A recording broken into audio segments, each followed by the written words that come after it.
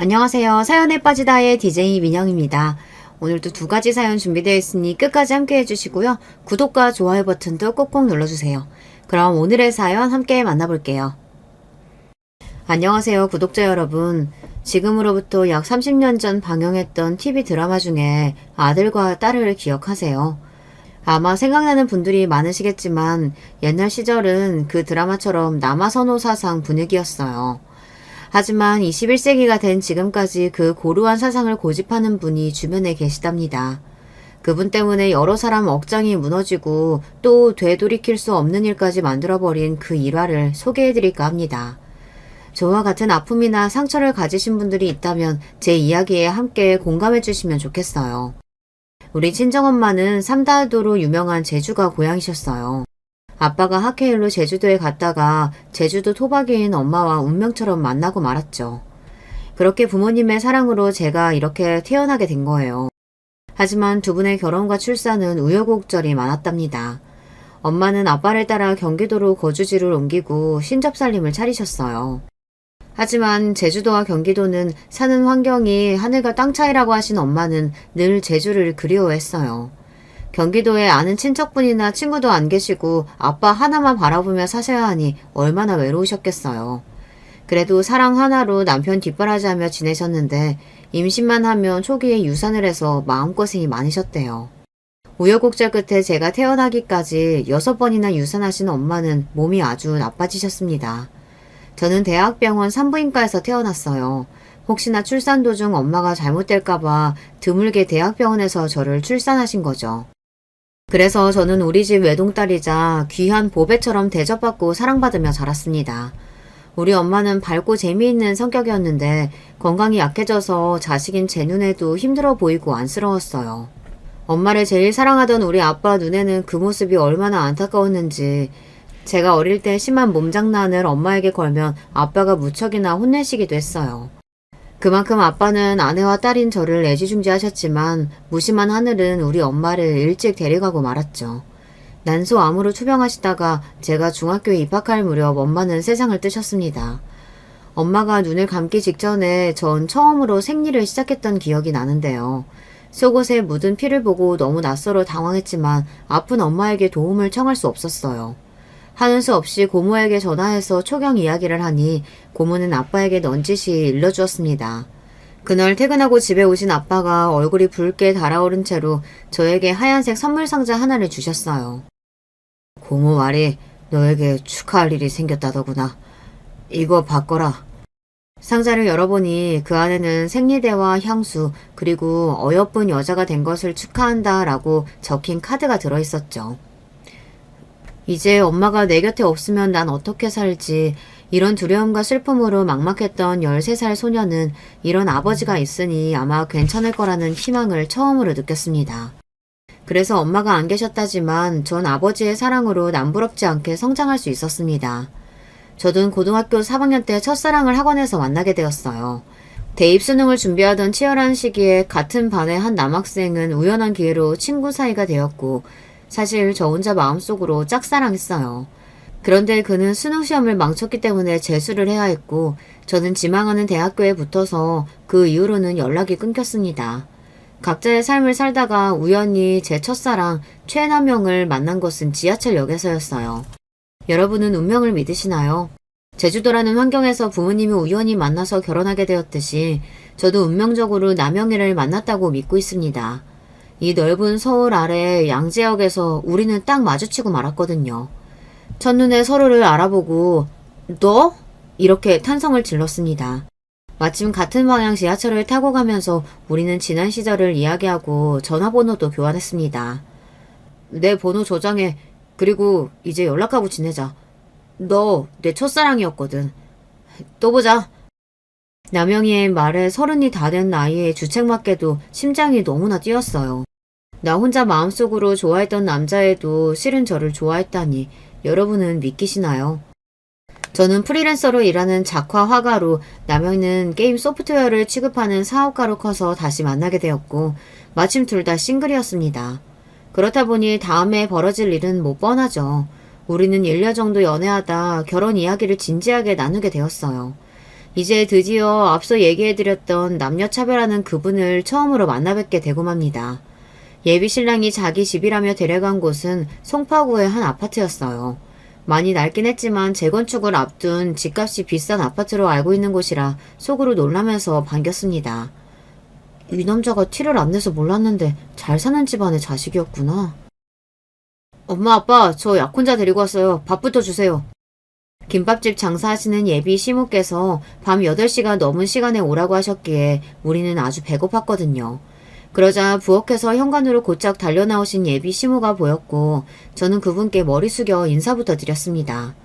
하지만 예비 시모는 제 인사에는 아랑곳하지 않고 곧장 자기 아들부터 챙기는 게 아니겠어요. 처음 뵙겠습니다, 어머님. 다들 어서 들어와라. 우리 아들 많이 배고팠겠구나. 엄마가 맛있는 거 많이 차려놨어. 그래. 너구나. 예비 며느리도 반갑구나. 들어와라. 보통은 집에 처음 찾아온 손님을 먼저 맞을 법도 한데 예비 시모는 매일 보는 자기 아들 밥부터 챙기느라 바쁜 것이 좀 이상했어요. 시댁에는 예비 신랑의 양친 부모님과 2살 아래의 시누이 이렇게 계시고 저를 환대해 주셨습니다. 저에게 궁금한 것이 많으신지 예비 시부와 시누이는 식사하면서 여러 질문도 하시고 예비 신랑 어린 시절 이야기도 하면서 참 재미났죠. 우리 남영이가 좋다는 여잔 처음으로 데려왔는데 그 전에 남영이한테 들어서 별다른 건 궁금하지 않아. 다만 아가씨는 요새 여자들처럼 자식 안 낳겠다던가 그런 생각은 없겠지? 저에게 좀 무심해 보였던 예비 시모의 첫 질문에 긴장되었습니다. 네. 전 외동딸로 자라서 식구가 많은 편이 좋아요. 힘 닿는 데까지 나을 겁니다. 세연이 너무 웃기다. 힘 닿는 데까지요? 엄마, 세연이 우리 집에 처음 온 손님인데 이게 뭐예요? 오빠는 깨끗하고 알 커다란 딸기랑 사가지고 나랑 세연이는 군데군데 골마서 파버린 전혀 다른 과일이잖아요. 시누이는 짜증이 난다는 듯이 예비 시모를 나무랐는데 제가 봐도 예비 신랑과 시부에게 주신 과일과 저와 시누이의 과일은 전혀 달라 보였어요. 여자들은 괜찮아. 나 어릴 때 여자들은 부엌 가마솥 옆에서 대충 물 말아 밥 먹고 그랬다. 지금처럼 겸상해서 같은 밥 먹는 게 감지덕지야. 실은요, 우리 엄마는 남아선호 사상이 아주 투철하신 분이랍니다. 이렇게 먹는 것부터 해서 온통 남자들만 챙기고 여자인 저는 늘 뒷전에 푸대접이었어요. 언니가 미워서 그러신 게 아니라 원래 저런 분인 거니까 이해해요. 그 천만 넘에 저는 시댁이 우리 집과 분위기가 판이하게 다르다는 것을 깨달았죠. 외동딸로 귀하게 대접받고 살아온 저는 시모처럼 아들딸 차별하는 분위기가 얼마나 사람 자존감을 해치는지를 체감할 수 있었습니다. 결혼한 이후 시댁에 가면 이런 시모 때문에 감정이 상할 일이 한두 번이 아닙니다. 한 번은 식탁을 차리는데 저도 옆에서 시모를 함께 도왔어요. 어머님, 밥솥에 밥이 많이 부족한데 햇반 같은 거 있으시면 그거 돌릴게요. 아니다, 여기 밥 있어. 그리고 시모가 내온 것은 꽁꽁 얼려져 있는 커다란 사각 반찬통이었어요. 이 밥 전자레인지에 해동해서 너랑 나만 먹자. 밥 하나로도 남녀 차별을 하니 좀 심통이 나서 식탁에 앉은 남편 밥에 밥을 내려놓으며 그랬어요. 자기랑 아버님은 갓 지은 따뜻한 밥 먹어서 좋겠다. 나랑 어머님은 냉동밥이나 먹어야 하는데. 제 얘기에 남편은 자기 어머니를 한번 보더니 밥이 이것뿐이냐고 묻더라고요. 밥 모자라서 그런 거니까 넌 신경 쓰지 말고 주는 밥이나 맛있게 먹으면 돼. 에이, 다 같이 새밥 혼밥 섞어 먹으면 되지. 난 냉동밥도 잘 먹는데 왜 우리 아내한테만 줘요? 이러면서 남편은 제 밥이랑 자기 밥을 바꿔 먹었어요. 그랬더니 시모는 식사 내내 저를 째려보시는 통에 좀 불편했지만 속으로는 몹시 통쾌했습니다. 세아가, 자고로 남자가 바깥일이 잘 되려면 집에서 왕처럼 대접해줘야 하는 법이야. 난 우리 집 남자들한테 헌밥 준 역사가 없어요. 집에서 우리 남영의 헌밥이나 뭐 햇반 같은 거 먹이면 큰일 난다? 심기가 불편하셨는지 시모는 저에게 잔소리를 덧붙이셨습니다. 요새 누가 남자 여자 구별해서 쪼잔하게 음식으로 차별하냐고 반문하고 싶었지만 어쩌겠습니까. 시모는 그런 분위기로 수십 년을 살아오신 분이고 제가 거기에 뭐라고 해봐야 싸가지 없는 년이라는 소리만 되돌아오겠죠. 그리고 저처럼 이미 갖은 차별을 받아온 산 증인이 있었어요.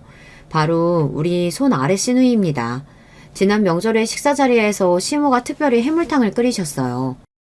어머, 나는 콩나물이랑 무만 들어있네. 엄마, 이거 분명 해물탕 맞지? 아, 오빠 국 끓여 보니까 이 요리 제목이 해물탕인 건 알겠네. 낙지, 전복, 오징어 등등. 쟤 여기로만 어째갔어? 쩝쩝 드시던 시모는 이런 신우이의 투정이 익숙하다는 듯이 대수롭지 않게 반응하셨어요. 어차피 해물이 다 국물에서 똑같이 우러나는데 뭘 먹어도 다 해물탕이지. 그냥 조용히 좀 먹어. 신우이는 저를 쳐다보며 얘기했어요. 30년을 이렇게 살아온 나도 매번 적응이 안 되는구만. 우리 올케 언니는 오죽 당황스럽겠어요. 언니, 우리 엄마한테 여자들은 생태적으로 하층민이랍니다. 야, 뭘 하층민까지. 오바하냐? 남편은 이런 상황을 자연스럽게 받아들이고 그냥 넘어가더라고요. 시부도 그렇고 그냥 시댁 분위기가 그게 당연시 되었어요. 시누이가 불쌍하게 느껴질 정도였죠. 그러던 시누이의 설움은 결혼 준비를 하며 결국 폭발하고 말았습니다. 우리가 결혼하고 이듬해에 시누이도 5년간 사귀어온 남자친구와 결혼을 앞두게 되었어요. 시부모님은 송파구에서 김밥 전문점을 운영해오고 계셨습니다. 작고 오래된 가게지만 인근이 학교와 학원가라서 장사가 아주 잘 되는 알짜배기였죠. 이 일로 남편과 시누이 대학까지 보내셨고 지금 사시는 잠실 아파트와 또 근처 상가까지 갖고 계셨으니 돈을 많이 버셨던 것 같습니다. 다만 이상스럽게도 재건축을 앞둔 허름한 건물에 몽땅 투자하신 셈이라 당장 쓸 수 있는 목돈은 별로 없는 상황이셨죠. 그래서 우리 신혼집을 해주실 때도 사시는 아파트를 담보로 4억이나 대출을 받으셨다고 들었어요. 그 과정을 지켜본 시누이는 부모님이 자기 혼수를 얼마 도와줄 것이라고 기대하지 않았겠어요. 하지만 시누이가 결혼할 남자를 인사하러 데려오고 가전 등 혼수를 보러 다니는 와중에도 모른 채 하시더랍니다. 결국 참다 못한 시누이는 시모에게 대놓고 부탁드렸어요. 저 결혼 앞두고 한창 준비하고 있는데 엄마 아빠는 저 안 도와주실 요량이세요? 여자야 혼수나 예단만 해가면 될 것을 뭐. 너 벌어놓은 돈 없냐? 제가 회사 다니기 시작한 지 고작 2년 됐어요. 모은다고 모았어도 1,500만 원 뿐인데 결혼 자금으로는 턱도 없다고요. 오빠는 괜찮다고 사양해도 4억이나 주셨는데 전 얼마 도와줄 수 있는데요.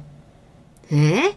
네 오랍이랑 너를 비교하면 못 쓰지. 걔는 남자고 또 우리 집 장남 아니냐. 우리 상황이 넉넉해서 오랍이 해준 거 아니고 없는 살림에 대출받아서 겨우 해줬어. 너까지 어떻게 해주냐? 엄마, 그렇게 말씀하시면 저 너무 서운해요. 취직하기 전까지 집에서 논다고 김밥집에서 일 시킨 건 어쩌고요.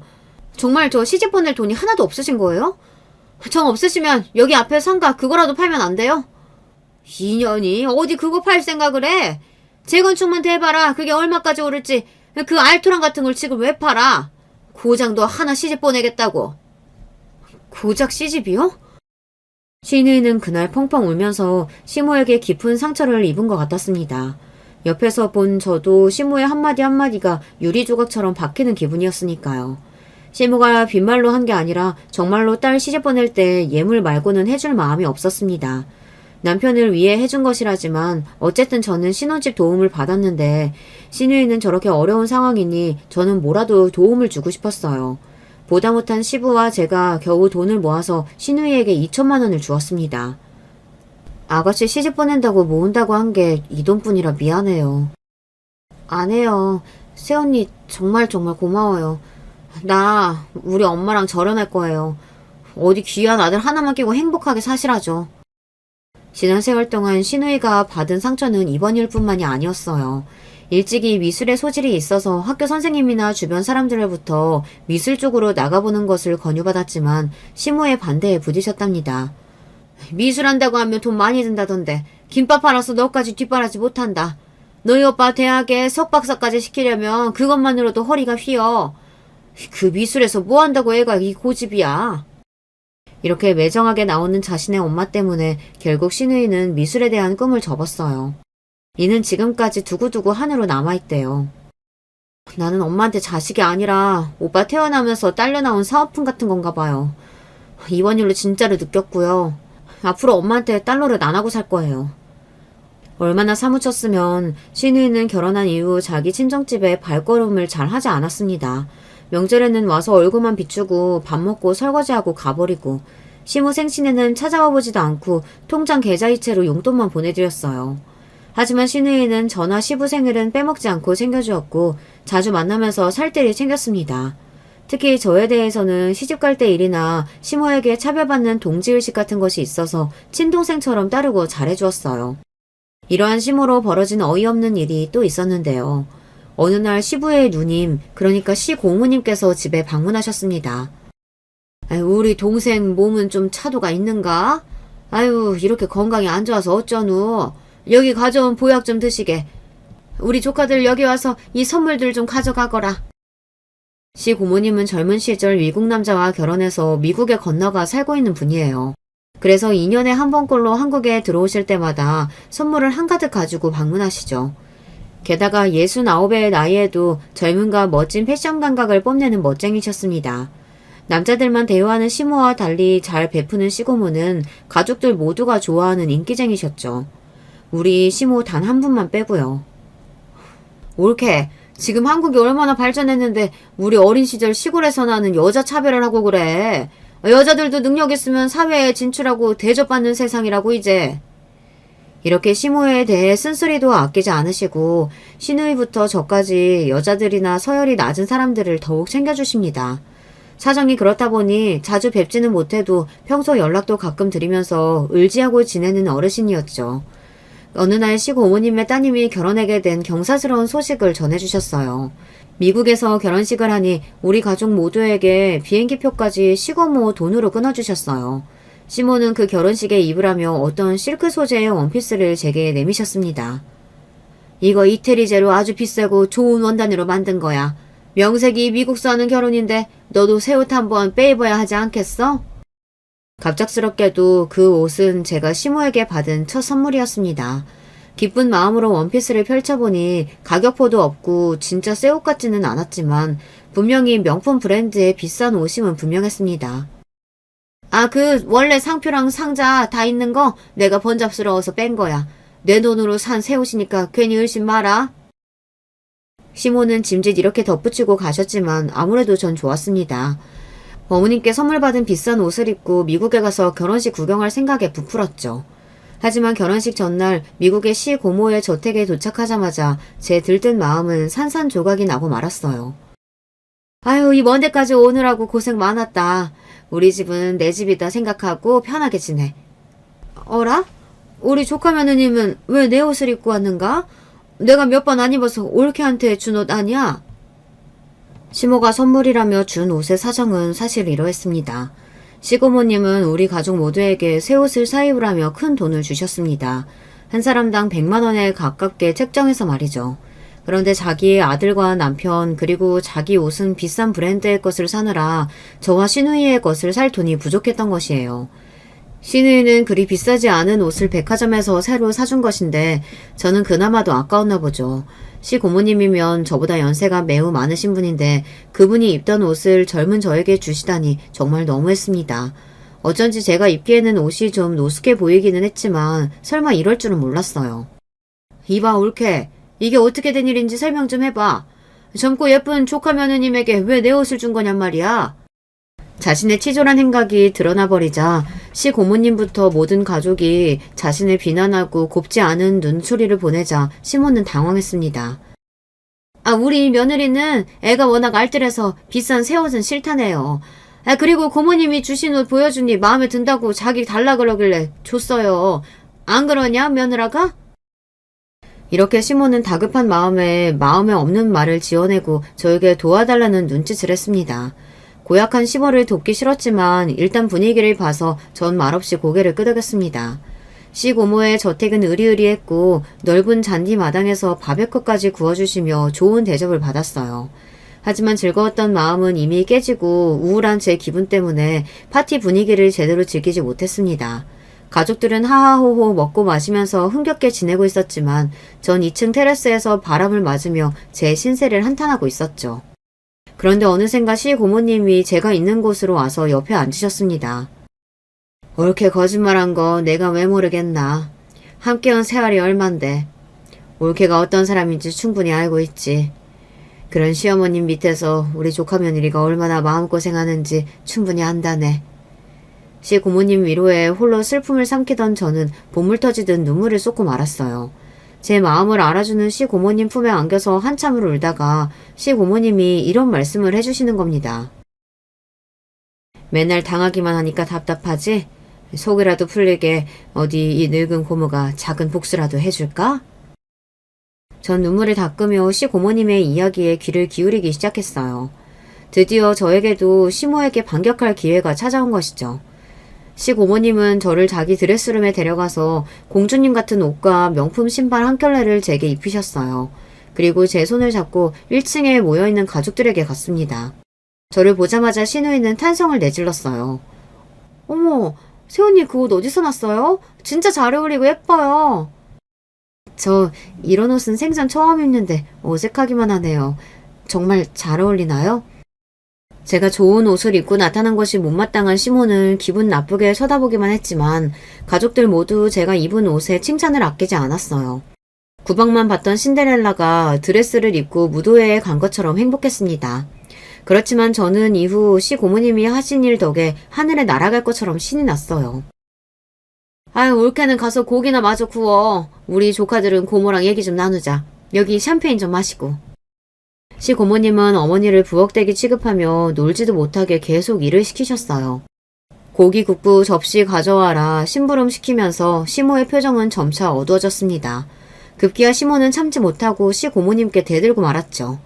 형님, 저도 미국에 온 손님이에요. 이렇게 저만 일 시키고 하인 부리듯 하시면 자식들 앞에서 제 꼴이 뭐가 됩니까? 응? 엄마, 무슨 꼴이라니? 엄마가 고기 구워다 주니까 더 맛있고 좋은데? 매번 나랑 세원이만 시켰는데 이번 기회에 엄마가 구워주는 고기 좀 먹어봅시다. 그러게나 말이다. 자기가 이 집안 여자들에게 구는 것이야말로 하인 부리는 꼴이지.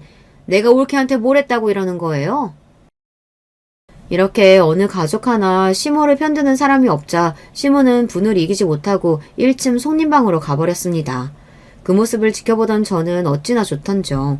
자기도 그런 차별 한번 당해봐야 제 심정을 조금이나마 이해할 수 있겠죠. 미국 시고모님 댁 방문은 이렇게 저에게 좋은 추억으로 남았습니다. 한국에 돌아와서 시모만 보면 가슴이 답답했지만 그나마 분가한 며느리라 살만했어요. 하지만 얼마 지나지 않아 전 시댁에 합가할 수밖에 없게 되었습니다. 남편의 사업은 부도 외기 앞에 있었거든요. 살아남을 방법은 오직 살고 있는 집을 처분하는 수밖에 없었죠. 정말 피하고 싶었지만 그렇게 우리 부부는 시댁에 들어가서 살기 시작했습니다. 차라리 어디 출퇴근에 다니면 좋겠지만 제가 하는 일은 재택근무다 보니 시댁에서 하루 종일 있으니 불편해 죽을 것 같더군요. 더 문제는 저를 부려먹으려 드는 시모였습니다. 내가 우리 아들 결혼할 때 신부감 사주가 중요하다고 그렇게 우리 선녀님이 말씀하셨는데 아무래도 네 사주가 우리랑 안 맞나 보다. 네가 들어오고 나서 잘못되던 아들 사업이 그렇게 되었으니까 말이야. 이렇게 어이없게도 남편 사업을 제 탓으로 돌릴 뿐이 아니라 본격적으로 저를 부려먹기 시작하셨죠. 시모는 하루 대부분 시간을 김밥 가게에서 있으셨지만 집에 남아 계신 시부의 식사부터 수발을 저에게 시키시는 겁니다. 원래 시부는 시모와 같이 김밥집을 하셨지만 몇 년 전 건강이 안 좋아지시면서 집에서 요양하고 계신 상황이었어요. 심지어 가게가 바쁘면 저에게 전화해서 당장 나와서 일을 도우라고 하는 겁니다. 어머님, 저 집에서 노는 사람 아니에요. 회사 출퇴근만 안 할 뿐이지 이래서 저희 생활비 버는 입장인데 이렇게 가게 일까지 시키시면 어떡해요. 그니까 네 일은 언제 해도 상관없잖냐. 일단 급하니까 김밥 가게 와서 서빙 좀 하고 그 다음에 들어가서 네 일 해라. 이렇게 우격다짐으로 절 시키시는 시모가 어이없는 것이었어요. 하지만 어쩌겠어요. 시모가 해주신 전세자금까지 남편이 날리고 얹혀 사는 마당에 억울해도 참고 사는 수밖에요. 그런데 엎친 데 덮친 격으로 저는 임신이 잘 되지 않아 걱정이었습니다. 남편과 결혼한 지 2년에 접어들었지만 그 사이 3번의 임신과 유산을 겪어야 했죠. 시모에게는 이런 며느리가 또 못마땅했던 모양입니다. 역시 선녀님 말씀이 맞았어. 남영이 사업부터 시작해가지고 임신까지 안 되는 거 보면 아무래도 너희 궁합이 꽝인가 보다. 이걸 어째였을까? 구술해야 하나 부적을 해야 하나. 유산으로 가뜩이나 속상한 제 앞에서 시모는 이렇게 막말까지 하는 겁니다. 잦은 유산을 겪으면서 제 몸의 건강도 악화되어 하던 일을 중단하고 최대한 쉬려고 노력하고 있었어요. 어느 날 엘리베이터를 탔는데 청소 아주머니를 만나서 인사드렸습니다. 그런데 아주머니 하시는 말씀이 예, 안녕하셔요. 503호 새댁이네. 지난번에 또 아기 유산했다면서 어째요? 새댁 몸은 괜찮아요? 시험관 앞두고 자궁 튼튼하게 만들어야 하는데 몸 조심해요. 이렇게 제가 유산한 것이며 시험관을 준비하고 있는 일들을 소상히 알고 계신 거 아니에요. 깜짝 놀라서 어떻게 그 일을 아시냐고 물으니 시모가 이 말 저 말 평소에 다 떠벌리고 다니는 모양입니다. 저는 아기를 갖기 힘든 몸이라는 사실이 부끄러워 주변 친구들에게도 비밀로 하고 있었어요. 그런데 아무 상관도 없는 아파트 청소 아주머니, 김밥 가게 식당 이모님, 이런 분들에게 떠벌리는 시모가 정말 이해가 안 갔습니다. 임신이 안 돼서 속상하고 유산해서 몸 상하는 것은 바로 저잖아요. 그런데 제게 도움 하나 안 주며 부려먹는 양반이 제 치부를 이곳저곳 떠들고 다녀서 제 귀에까지 들어오게 만들었습니다. 이런 일로 저는 더 비참해지는 기분이라 시모에게 그러지 마시라고 말씀드렸죠. 어머님, 여기저기 제 유산한 이야기 하고 다니지 말아주세요. 잘 모르는 사람들이 제 개인사 아는 거 불편해요. 왜 그러냐? 내가 뭐 틀린 말한 것도 뭐 지어낸 것도 아닌데 뭐. 함께 듣고 있던 남편도 화를 내며 저를 거들었어요. 집사람 말이 맞아요. 우리에겐 아픔이고 감추고 싶은 일인데 어디 가서 그렇게 쉽게 말하지 마세요. 하지만 시모는 우리 얘기는 눈 하나 깜짝하지 않으셨습니다. 별 까타를 다 보겠네. 내 입 가지고 내가 말하는데 뭐가 문제냐? 이러면서 이제 남편과 시모 둘이서 싸우는데 아휴, 안방에 계신 시부가 무슨 집안 싸움이냐며 호통치시고 싸움이 마무리되었어요. 자기 엄마에게 화가 난 채로 방에 들어온 남편은 제게 사과했죠. 자기한테 내가 정말 할 말이 없다. 남편의 능력이 없어서 자기 시댁살이에 엄마 구박까지 당하고. 정말 미안해. 내가 반드시 사업 일으켜서 꼭 좋은 집 사서 바로 분가하자. 이렇게 남편은 저를 위로해주기는 하는데 왜 아직도 제 마음은 응어리진 것 마냥 먹먹하기만 할까요? 다행히도 시험관 시술이 잘 되어서 결국 임신에 성공했습니다. 하지만 제가 유산을 많이 했고 아직 안심하기에는 이르다며 병원에서는 몸조심, 스트레스 조심하라고 일러주셨어요. 이번만큼은 제 아기를 지키고 싶은 마음에 시댁에 가서 아예 대놓고 선포했죠. 병원에서 출산 때까지 아주 몸조심하라고 했어요. 어머님, 저 김밥집 부르시는 거 이제 하시면 안 돼요. 꼭 손주 보시고 싶으시다면 말이죠. 유난 다 떤다, 야. 나 때는 여자들은 최만사까지 판이라고 그랬어. 어머님께서 이 사람 자꾸 부려먹으면 저 진짜 그때는 못 참아요. 아들 얼굴 봐서라도 집사람 잘 보살펴주세요. 네? 그래요. 우리 손주도 봐야 하는데 당신이 며느리 좀 잘 챙겨줍시다. 이렇게 온 가족이 똘똘 뭉쳐서 압박하니 시모도 어쩔 수 없다는 듯이 체념했습니다. 정말로 제가 임신한 뒤로 시모는 갑자기 김밥집 일을 시키는 걸 멈췄어요. 다만 집에 있다 보니 시부의 끼니를 챙기고 집안일 하는 것은 제 몫이었습니다. 그래도 전 너무 행복했어요. 초음파 사진을 보니 딸아이가 그 좁은 자궁 안에 몸을 동그랗게 하며 자고 있더군요. 제 아기를 만나게 될 이듬해 4월을 기다리며 태교도 열심히 하면서 지냈습니다. 시댁살이 한 뒤로는 친정아빠가 우리 집에 오시지 못해서 자주 뵙지 못했어요. 그래서 아기를 낳기 전 친정에 가서 문안도 드리고 제 배도 보여드렸어요. 남산만큼 부풀어 오른 제 배를 보며 아빠는 기쁨을 감추지 못했습니다.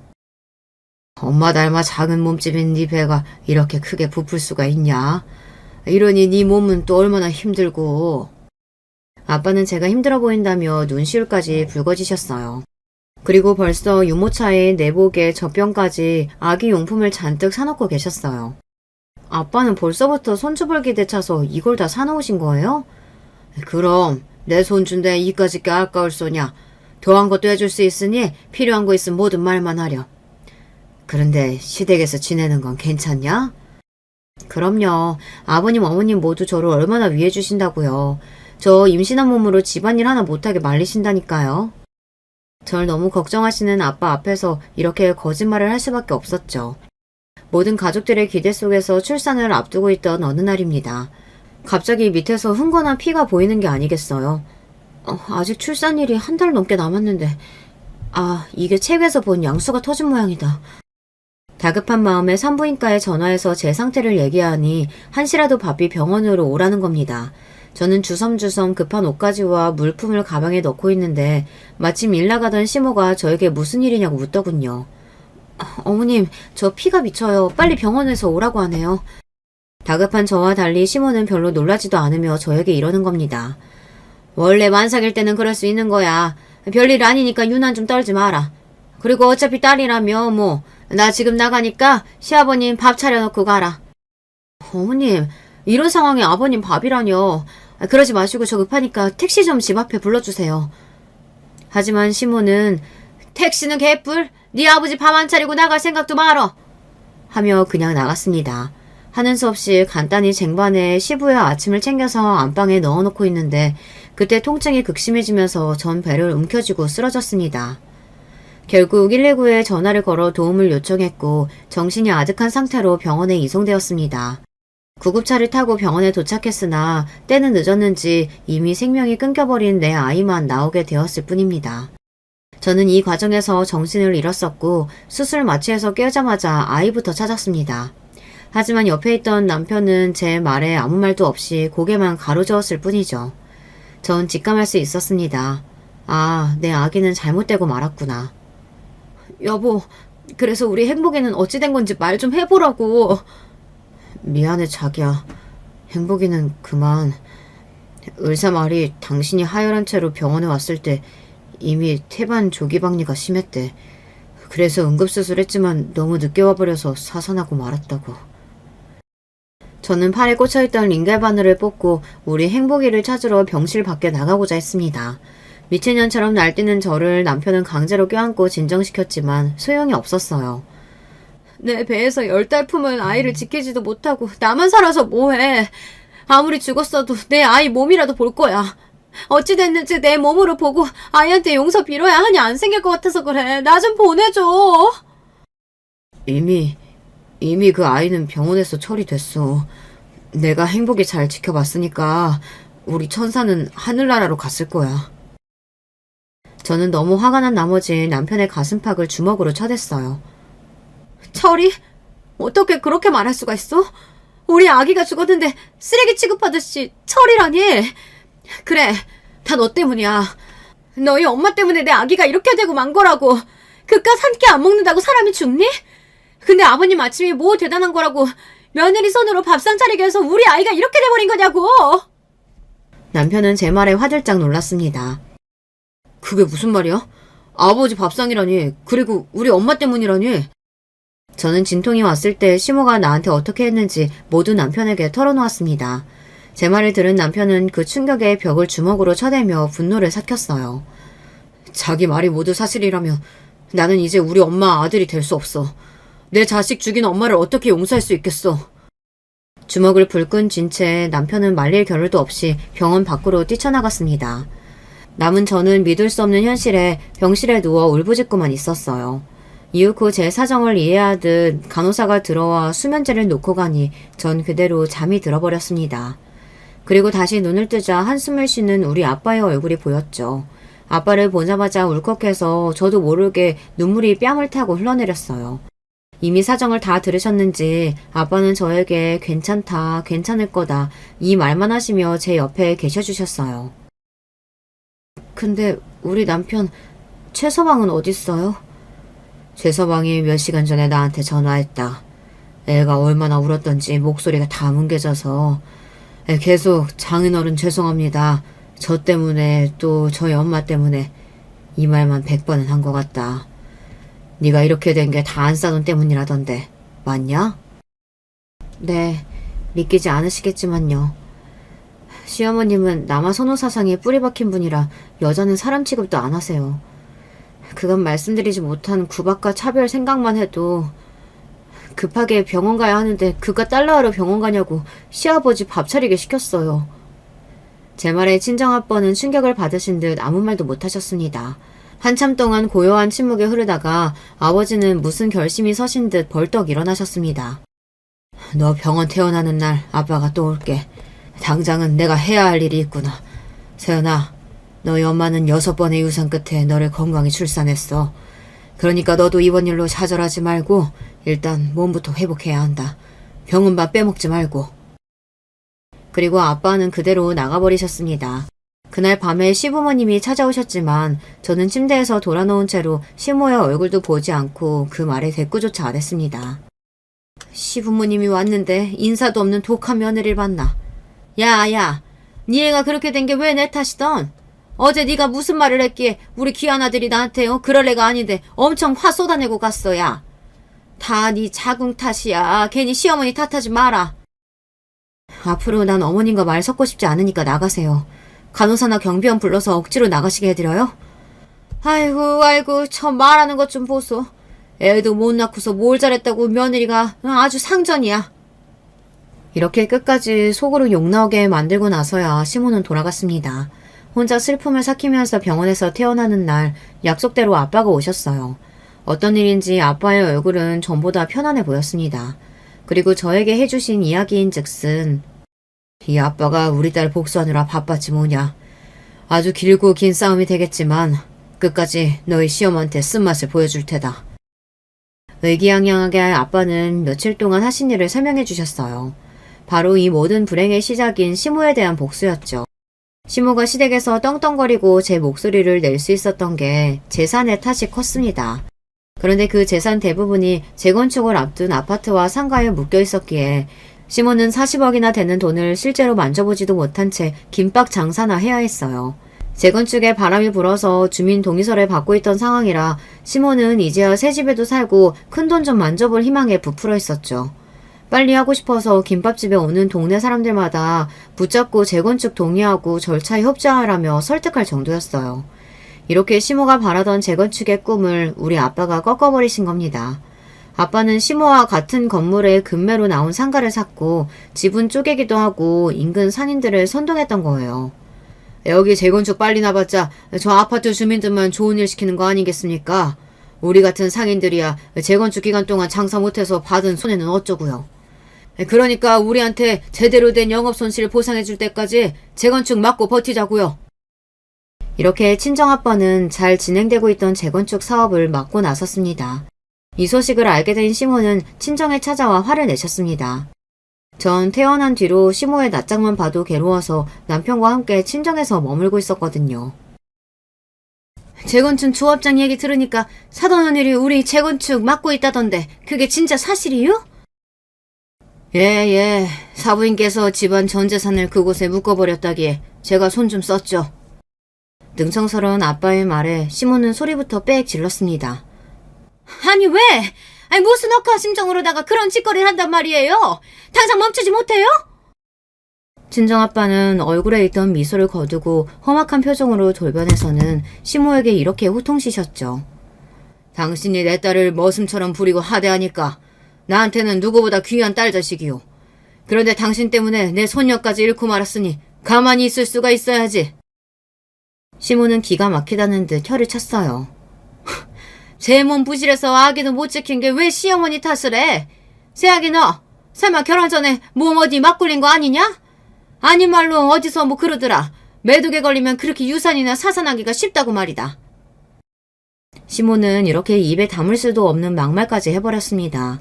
기막혀야 하는 친정아빠가 혼내주려던 찰나에 이제 남편까지 폭발해버렸어요. 진짜 우리 엄마 맞아요? 내 아내한테 그런 말까지 하다니 믿기지가 않네요. 장인어른 때까지 와서 이게 무슨 행패입니까? 어서 썩 돌아가세요. 그리고 앞으로 며느리는 물론 아들까지 어머니 보지 않고 살 겁니다. 남영아, 우리 아들 엄마한테 그러는 법이 어딨어. 내가 너를 어떻게 키웠는데 금이야 오기야 그 누구보다 귀하게 말이야.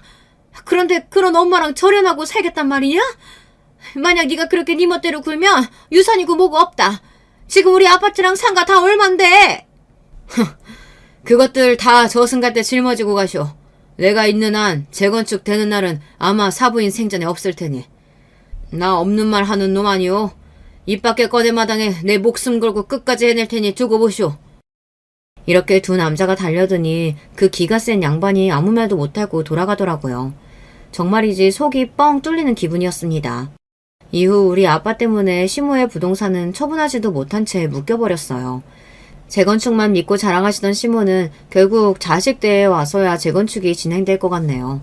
그리고 부동산 담보로 대출도 상당했는데 그건 또 어떻게 갚으려는 건지.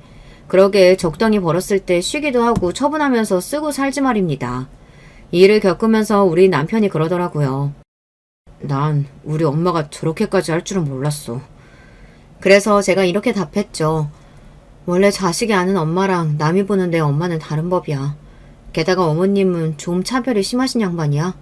당신 동생도 어머니 때문에 평생토록 힘들어하다가 절연했잖아. 그리고 남편은 이제 자신의 엄마에 대한 마음과 시선이 바뀌었어요. 자식으로서 꼭 할 도리 외에는 연락을 드리거나 신경 쓰며 살지 않았습니다. 그렇게 아들 내외가 시댁에서 나와 절연하고 사니까 시모는 신우이에게 의지하고 싶었던 모양입니다.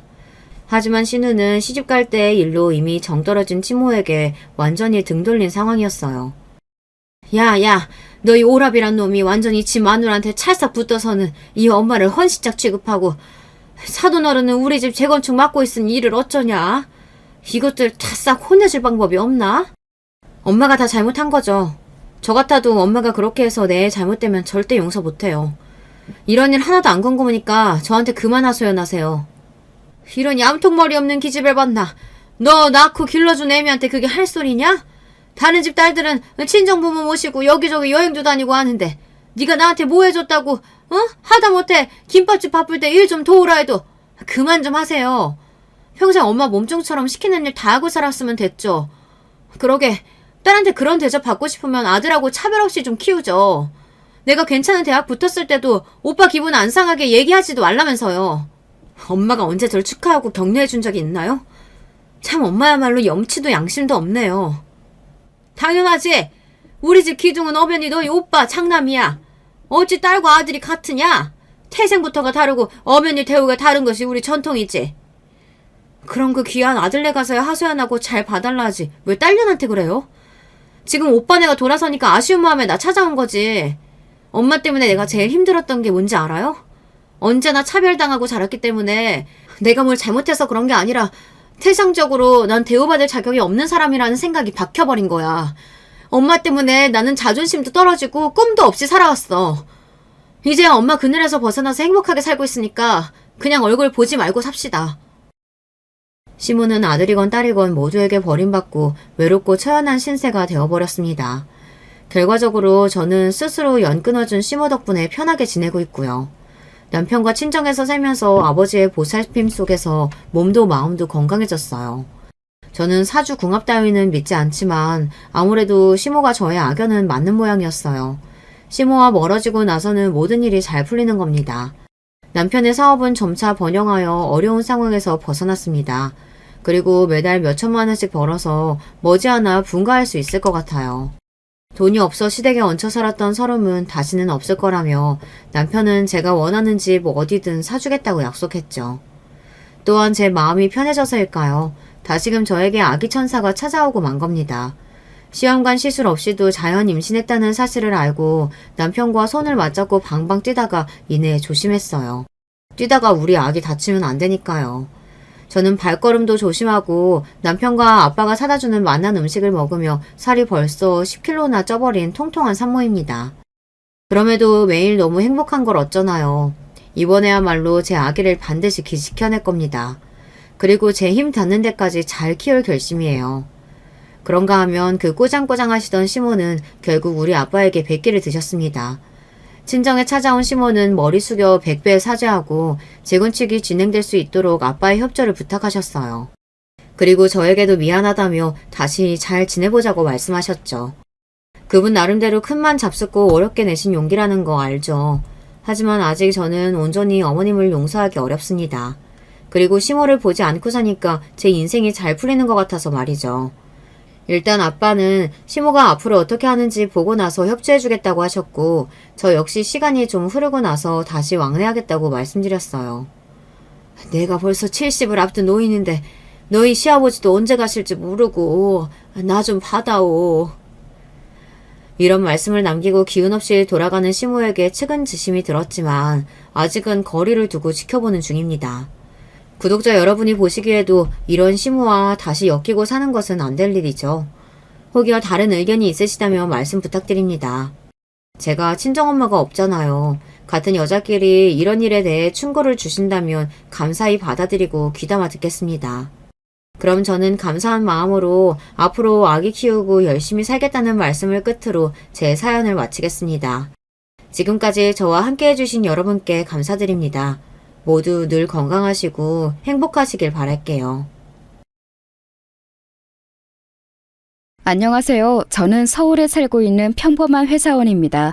나이는 33살이고요. 현재는 혼자 거주하고 있습니다. 오늘 제가 사연을 보낸 건 제가 겪었던 상당히 특이한 결혼 경험을 누군가와 나눠보고 싶어서입니다. 특이하다고 하는 게 맞는 건지는 잘 모르겠네요. 좀 소름 끼친다고 해야 하나? 정말 예상도 못했던 일을 겪었던 적이 있어서요. 여러분께 조심하라는 말씀도 드릴 수 있었으면 좋겠습니다. 저는 30살에 결혼을 했습니다. 지금부터 3년 전 2020년이었는데요. 코로나 영향 한복판이었을 때 결혼한 것이라 여러 가지로 어려움을 많이 겪었습니다. 저는 작은 수출업 업체에 다니고 있는데 아무래도 경기 탓에 회사도 어려웠고 그 때문에 급여도 많이 밀리고 그랬거든요. 아무래도 다양한 방면에서 결혼하기 쉬운 상황은 아니었죠. 다른 지인들도 결혼을 결정했다가도 모두들 취소하거나 미루는 때였는데 그래도 저는 그 당시 결혼을 감행했습니다. 왜냐하면 그때 제가 정말로 사랑하는 여자친구를 만났었기 때문이었죠. 저하고 나이 차이는 좀 나는 편이었는데 정말 예쁘고 발랄한 사람이었어요. 당시 23살이었으니까 저하고 7살 차이였죠. 20 초반이라 아직 어린 탓에 좀 철없는 면은 있었지만 그만큼 순수하기도 하고 명랑해서 제가 정말로 많이 좋아했어요. 이 사람 아니면 결혼 못하겠구나. 평생 행복하려면 이 여자를 꼭 잡아야겠구나. 라는 확신이 들었었거든요. 어려운 시국에도 제가 결혼한다고 청첩장 돌리느라 친구들을 만났을 때 여자친구의 나이를 듣고서 친구들이 도둑놈이라고 하면서도 엄청 부러워했었죠. 나이가 어리기도 했고 워낙 예쁘기도 해서. 아니, 사실 객관적인 미인은 아니었지만 어린 나이 특유의 그 순수한 미모가 있었거든요. 친구들은 계속 제가 도둑놈이라면서 구박했지만 저는 당당했습니다. 제가 처음부터 속인 것도 아니었고 여자친구 쪽에서 저한테 먼저 다가온 것이었거든요. 편의점에서 일하던 여친이 제가 담배를 살 때 쪽지를 끼워주면서 번호를 달라고 했던 게 저희 관계의 시작점이었던 터라 제가 당당할 수 있었죠. 그 후에야 제가 여자친구를 더 많이 좋아했지만 말입니다. 아무튼 코로나 시국에 여러 가지 힘든 일이 있었지만 저희는 성공적으로 결혼을 했습니다. 회사가 어려운 탓에 제 급여가 밀리기도 해서 금전적으로도 빠듯한 편이었는데요. 게다가 아버지가 말기암으로 사실상 6개월 시한부 판정을 받아놓고 계셨던 터라 집안 분위기가 뒤숭숭하기도 했습니다. 그래서 결혼 자체도 근사하게 하지 못하고 소규모 정말 가까운 지인들만 모아서 하는 스몰 웨딩으로 치렀어요. 레스토랑을 하나 빌려서 지인들 참석하고 적당히 함께 식사를 하는 결혼식이었죠. 사실 여자친구, 아니 이제 아내가 된 내 여자한테 미안하기도 했습니다만 그래도 그녀의 특유의 긍정적이고 명랑한 태도로 우리 결혼을 받아들여 주었어요. 그러니까 제가 제 아내한테 얼마나 고맙고 행복했을지 그리고 그녀를 얼마나 사랑했을지 아실 수 있을 겁니다. 아내에게는 부모님이 안 계셨고 언니 한 명만 있었기 때문에 스몰 웨딩이 조금 더 쉬웠던 것 같기도 하고요. 그리고 아내는 아직 어린 나이라서 살아보고 혼인신고를 하면 안 되냐고 저한테 부탁을 해왔습니다. 그 정도야 얼마든지 가능했죠. 아버지는 시한부인 상황에서 아들이 결혼한다고 하니까 정말 기뻐하셨습니다. 제가 둘째인데 아버지가 돌아가시면 아버지 소유의 재산 중 집을 한 채 제가 물려받기로 했습니다. 아버지 앞으로 보험사에서 돈이 나온 것도 있었는데 그것도 함께 나눠받기로 했고요. 형은 돈에 있어서 그렇게 인색하지 않고 넉넉한 사람이라 저희 형제는 그런 문제로 싸울 일은 없었습니다. 그래도 아버지가 돌아가시기 전에 저까지 결혼하는 모습을 보여드릴 수 있어서 정말 감사했어요. 그래서 저희 부부는 결혼한 뒤 아버지 소유로 되어 있는 집에 들어갔습니다. 단독주택이었는데 원래 1층과 지하에는 임차인을 들여서 월세를 받고는 했지만 아버지가 거기까지 관리하실 여력이 되지 않아서 비어있는 상태였죠. 마당이 크지는 않고 나무가 두세 그루 심어져 있는 주택이었어요. 날은 값도 나가는 2층 집이었죠. 신혼부부가 살기에는 좀 크기는 했지만 그래도 제 아내한테 보여주기 나쁘지 않았습니다. 아내는 결혼하기 전에 처음 그 집을 보고서 무척 기뻐했거든요. 이렇게 큰 집에서 사는 거 나 처음이에요. 그래? 뭐 그렇게까지 큰 건 아니고 그냥 평범한데. 세상에, 우리는 그럼 2층에 사는 거예요, 오빠? 원래 2층에 주인집이 살거든. 그럼 1층이랑 지하는? 세 주면 좋은데 지금 좀 도배랑 장판은 하고 줘야 할 것 같아. 근데 지금 당장은 이사할 사람 많지 않을 것 같으니 좀 나중에 하자고. 월세를 받으면 좋은데 사실 그러려면 관리한 지 오래된 실내를 좀 살만하게 만들어야 했거든요. 하지만 당시 코로나가 기승을 부리던 시기라 과연 이사를 많이들 할까 싶기도 했고, 게다가 무엇보다 저희 회사가 어려워서 급여도 밀리는데 도배 장판을 할 만한 돈을 따로 만들기가 힘들었어요. 뭐 하려면 할 수 있었겠지만 그렇게까지 무리해서 급하게 할 필요가 없는 일이었거든요. 아내는 아무래도 좋다면서 신이 났습니다. 결혼 후 살림살이를 들여놓고서 집안을 꾸미는 것에도 열과성을 다했어요. 저는 가족과 같이 살다가 결혼한 것이라 집에 들어오면 어린 아내가 열심히 살림을 하다가 저를 맞이해주는 것이 너무 알콩달콩 좋았었죠. 남자분들은 아마 다들 아실 텐데요. 아내가 저녁 식사를 준비하면서 갓 지은 밥 냄새가 나고 현관까지 나와서 가방하고 옷을 받아줄 때 얼마나 일하는 보람을 느끼는지 말입니다. 사실 남자들이 일하는 목표가 아내와 아이들을 먹여 살리기 위한 거지 않습니까? 아직 아이는 없었지만 아내가 있는 것만으로도 지극히 행복했었죠. 아내는 원래 고등학교를 졸업하고서 대학을 다니고 있었습니다. 등록금을 벌기 위해서 편의점에서 아르바이트를 하다가 저를 만난 거였죠. 그래도 등록금 정도는 자기가 벌어서 다니는 게 낫지 않냐면서 편의점에서 계속 일을 하겠다고 고집을 피우는 아내를 말린 건 저였습니다. 사실 대학 등록금이 생각보다 꽤 큰 돈이지만 그래도 그 돈 때문에 소중한 어린 아내가 진상들하고 싸우면서 편의점에서 일하는 것은 보고 싶지 않더군요. 그래도 너무 돈 많이 드니까. 괜찮아, 내가 얘기했었잖아. 우리 돈 곧 생긴다고. 아, 그때 얘기했던 거요? 그래, 뭐 가슴 아픈 일이지만 아버지는 곧 돌아가실 거니까. 사실 아버지가 돌아가시고 나면 저희가 받을 돈이 있으니까 그것 때문에 자신감이 있어서 아내에게 집에 있으라고 말한 것도 있습니다. 집도 아직 소유권은 넘어오지 않았고 아버지 앞에 현금도 가르기 전이지만 어쨌든 시한부 판정을 받으셨기 때문에 어차피 멀어도 1년 안에는 저희 수중에 들어오는 돈이었거든요.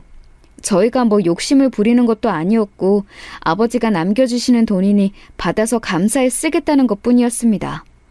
결혼 전에도 이미 수차례 우리 집이나 재산은 걱정할 것 없다. 내가 중소기업에 다녀서 많이 못 벌어도 어차피 아버지가 남겨주실 돈이 있다고 아내에게 이야기를 해두었기에 그녀도 아는 바였죠. 아내는 아버님께 죄송한 거 아니냐면서 무척 망설였지만 그래도 저는 단호하게 집에서 가정주부로 있어달라고 했습니다. 그런 제 말이 고마웠던지 아내는 눈물을 글썽거리기까지 했었죠. 아직 혼인신고는 안 했지만 그래도 부부로 연을 맺었으니 당연히 2-3달만 지난 다음에 신고를 할 생각이었어요. 그럼 제 돈이 아내의 돈이나 마찬가지였죠. 그런데 묘하게 처형이 아내를 좀 질투하는 것처럼 보이기도 했어요. 아내의 친정 식구라고는 처형뿐이어서 저는 잘 지내보려고 정말 애를 많이 썼는데요. 어쩐지 저한테 굉장히 거리감이 씨 굴더라고요. 아내하고 사이가 좋지 않은지 교류도 많지 않았고 가끔 제 얼굴을 보면서 키득거리기도 하고요. 제 나이가 많다고 조롱하는 느낌도 들어서 별로 기분이 좋지는 않았습니다. 하지만 그것을 제외하고는 결혼 직후에 정말 행복했습니다. 코로나 당시라서 신혼여행은 다녀오지 못했어요. 그냥 휴가 내고서 근교로 나가서 같이 맛있는 것이나 먹고 다녔습니다. 그래도 아내는 무척 즐거워했고 제가 보여주는 것들에 대해서 행복해했어요. 어린 나이인지라 순수하게 반응해주는 것이 너무 고마웠습니다. 이전까지 사귀었던 여자친구들은 대부분이 너무 닳고 달아서 제가 어딜 데려가도 그렇게 고마워하거나 기뻐하는 사람들이 없었거든요. 어리고 순수한 사람을 배우자로 찾는 남자들이 왜 그런지 누구보다 잘 이해할 수 있는 게 바로 저였습니다. 그런데 결혼하고 나서 얼마 지나지 않아서 바로 아내 몸에 문제가 좀 생겼습니다. 아내는 밤에 화장실에 가려고 자주 일어났는데요. 원래 결혼 전 사귈 때 여행을 가거나 했을 때에는 그런 증상이 없었거든요.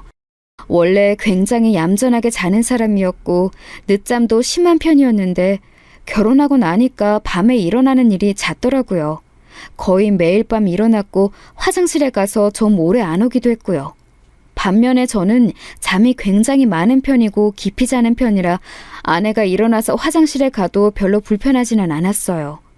다만 아내가 아직 너무 어린데 몸에 문제가 있는 건가 걱정이 될 뿐이었죠. 아내는 병원에 다녀왔다면서 방광염이라고 하더군요. 신장에 크게 문제가 있는 건 아닌데 그냥 좀 화장실에 자주 가게 된다면서 약을 타봤고요.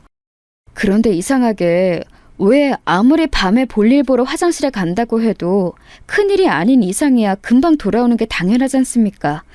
그런데 아내는 정말 너무 오래 걸리더라고요. 처음에는 몰랐죠. 저는 밤에 깊이 잠들고 아내가 나간다고 해도 금방 오겠거니 하고 다시 잠들었으니까요. 하지만 아내가 그렇게 밤에 일어나서 나간 지 보름쯤 되니까 좀 걱정이 되어서 올 때까지 기다렸어요. 당연히 5분 안에 올 거라고 생각했는데 안 오더라고요. 이상해져서 침대에서 일어나려고 하는데 10분쯤 지나서야 아내가 들어오더군요. 아내는 제가 안 자고 있는 것을 보고 조금 놀란 듯 눈을 깜빡거렸죠. 어머, 안 자고 있었어요, 오빠? 잠이 깼다가 안 들었는데 너무 오래 안 와서. 그냥 자지. 화장실 사정을 뭘 알려고 그래. 아내는 조금 민망한 듯이 얼굴을 붉혔죠. 그러고 보니 사실 갓 결혼한 아내가 남편이 화장실 사정을 신경 쓴다면 얼마나 부끄럽겠어요. 그래서 저도 제 생각에 짧았다 싶어서 얼른 웃으면서 아내를 그냥 끌어당겨 안았죠. 그런데 이상하게 아내 옷이 차갑더군요. 당시 가을이었는데 아내가 추운 걸 싫어해서 집안은 항시 따뜻하게 보일러를 돌리고 있어 옷이 차가워질 일은 없었어요. 적어도 집안에서 차가워질 수 있는 정도의 온도와 그렇지 않은 곳의 기온에는 차이가 있었죠. 지하와 1층이야 비어있어서 난방은 전혀 돌리지 않았으니 차갑더라도 2층 화장실을 썼는데 이렇게 차가울 리가 없었습니다. 이상하긴 했는데 저는 이 밤에 구태여 물어볼 곳은 없다고 생각했어요. 화장실 갔다가 잠깐 베란다라도 나가서 바람 쐬었겠거니 생각했었죠. 그래서 그날은 그냥 아무 생각 없이 잤습니다. 그 이후로도 며칠간 계속 아내가 밤에 나갔는데 사실 이상하다고 생각하면 좀 많이 이상한 일이잖아요. 별 생각이 없었는데도 시간이 쌓이니까 좀 의아하게 여겨지더군요. 그래서 결국 한 달쯤 지났을 때 아내가 일어나서 살그머니 나가는 것을 느끼고 저도 깨어났습니다. 그때 불쑥 아내 뒤를 따라가 볼까 생각이 들더라고요. 뭐가 답답한 일이 있어서 자꾸 밤에 나가 바람을 쐬고 오는 것인지 아님 화장실에서 배가 아프기라도 한 건지 걱정도 되었으니까요. 그래서 소리가 안 나게 조심히 아내 뒤를 따라갔습니다. 화장실 사정 알려고 한다고 아내가 부끄러워할까봐 조심조심 안 들키게 걸었죠. 그런데 아내가 화장실로 안 가고 아래로 내려가는 층계로 향하더군요. 저희가 살던 2층에서 1층과 지하로 실내, 실외 모두 계단이 연결되어 있었거든요. 세를 주는 곳이라서 실내 계단에 중간문이 있고 거길 막아두는 형식이었는데 그걸 조심스럽게 열고서 아래로 내려가는 겁니다. 바람을 쐬려면 베란다로 나가든지 아니면 화장실은 반대편이었는데 이상한 일이었죠. 제가 따라 내려가는 것도 모르고 아내는 아래로 모습을 감췄습니다. 들킬까봐 약간 거리를 두고서 아내 뒤를 밟았는데요. 어차피 그 계단은 한 곳으로만 향했으니까요. 아래쪽 지하실에 불이 켜지더군요. 문을 살짝 닫고 들어갔는지 문틈으로 빛이 흘러나왔어요.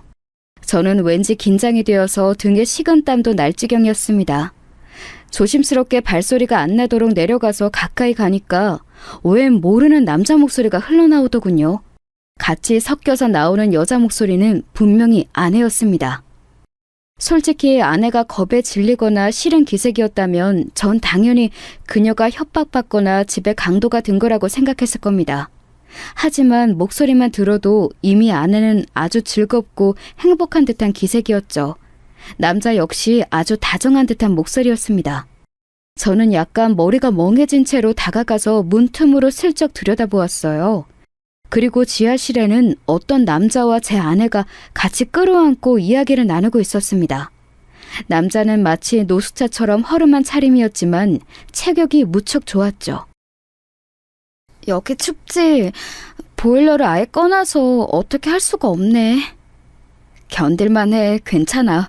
어차피 겨울 되기 전에 나갈 거잖아. 진짜 알았어. 자기, 나 이제 올라가 봐야 해. 그 인간이 요새 자꾸 깨더라. 에이, 알았어. 귀찮네 진짜. 여차하면 확. 무서운 소리 하지 말고. 아내는 깔깔 웃으면서 한 번 더 남자를 꽉 끌어안더군요. 곧 나올 것 같아서, 그리고 그 상황에 제가 분명히 걸리면 안 될 것 같아서 저는 정신없이 위로 올라왔습니다. 물론 발소리가 안 나도록 조심하면서요. 무슨 상황인지 알 도리가 없었지만 절대 지금 아내가 절 눈치채게 만들면 안 된다는 것만은 본능적으로 알 수 있었죠. 제가 급히 먼저 올라와서 침대에 가서 눕자 조금 뒤에 2층 화장실 문이 닫히는 소리가 크게 나더군요. 그제야 알 것 같았습니다. 그동안 저렇게 내려갔다가 제가 혹시라도 의심하지 않도록 2층 화장실 다녀온 것처럼 소리를 냈다는 것을요. 저는 혹시라도 일어났던 것이 들킬까봐 숨을 죽이고 이불 밑에서 꼼짝도 하지 않고 누워 있었습니다. 곧 아내가 들어왔고 제가 자는지 안 자는지 살피는 기색이더니 제가 움직이지 않자 곧 안심한 듯 침대에 누웠어요. 제가 누운 자리에서 제법 멀찌감치 떨어져서 몸이 닿지 않는 곳이었죠.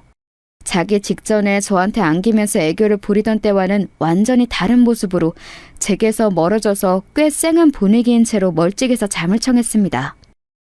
머릿속이 복잡했어요. 하지만 이것을 그냥 그대로 아내한테 추궁하면 안 된다는 사실 정도는 알 수 있었죠. 그래서 저는 다음날 아침 식사도 얼레벌레 대충 하고서 급하게 밖으로 나왔습니다. 집 지하실에 이상한 남자가 있고 심지어 그 남자를 아내가 다정하게 끌어안고 있었다는 건데 머리가 터져버릴 것 같았습니다. 어린 아내와 결혼해서 이제야 정말 행복한 가정을 꾸리고 내 인생을 살 수 있겠구나 싶었는데 말이죠.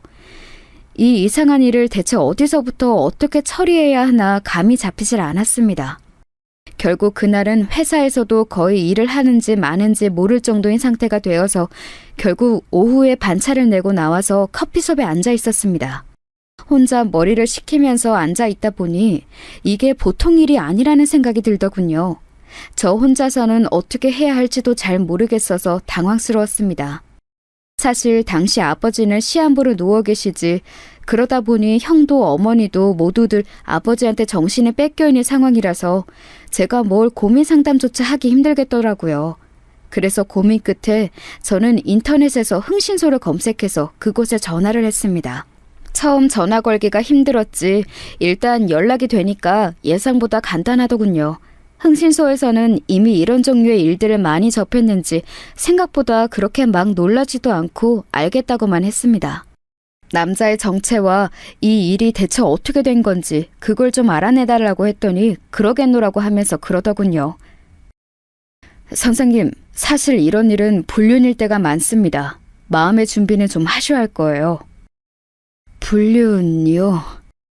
머리가 멍했습니다. 저는 지금 너무 깨 쏟아지는 신혼인데 갑자기 불륜이라니 설마 그건 아닐 거라고 생각하고 있었지만 생각을 돌리는 건 쉽지 않았죠. 그 후로 흥신소에서 남자에 대해서 알아내는 며칠 동안 저는 집에 야근을 핑계대고 늦게 들어가면서 아내를 살폈습니다. 아내는 제가 벨을 누르면 밝은 얼굴을 하고서 문을 열어주고 저를 껴안아줬지만 어떤 날은 1층 층계로 내려가는 실내 계단 쪽 문이 살짝 열려있는 날도 있었어요. 어쩌면 제가 없는 동안 그 남자가 2층에 올라와서 아내와 좋은 시간을 보내다가 제가 오면 사라지는 것일지도 몰랐죠. 실내 계단 쪽에 숨으면 실외 계단으로 올라오는 제가 일부러 찾을 리가 없었으니까요. 솔직히 말하면 소름이 끼쳤습니다. 그동안 너무 순수하고 예쁘다고 생각했던 아내의 얼굴조차도 이제는 견디기 힘들 정도였어요. 불과 그 장면을 봤다고 해서 이렇게나 감정이 뒤집히다니 놀라울 정도였죠. 아내는 제가 야근을 해서 너무 피곤하다고 둘러댄 핑계를 잘 믿었습니다. 잘 때도 일해야 하니까 작은 방에서 조금 더 서류를 보다가 자겠다고 하면 좋아하면서 그러라고 하더군요.